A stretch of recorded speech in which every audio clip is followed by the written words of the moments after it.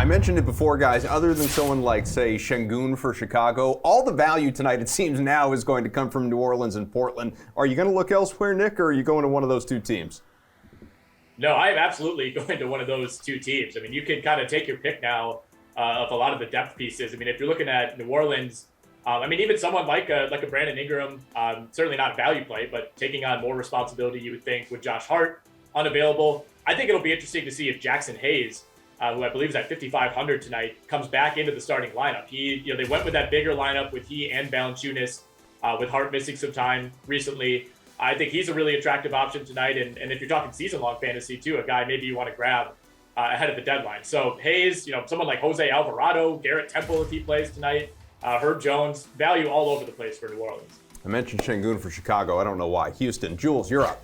Yeah, not getting, whoa. We're in the same place. Giving it away now. Not getting fancy here with the value. You're going to these two teams, especially in cash games. Jose Alvarado, like Nick mentioned, especially with Alexander Walker being kind of a late include in that trade. So Alvarado on the Pelicans side, on the Portland side, already no Norm Powell and no Covington getting out of there. And now CJ, I'll look at Ben McLemore to get some pretty big volume, get some shots up there for Portland against Orlando, which gives you a nice matchup. Yeah, Justice Winslow, Dennis Smith Jr., these guys basically right at the minimum here, Garion.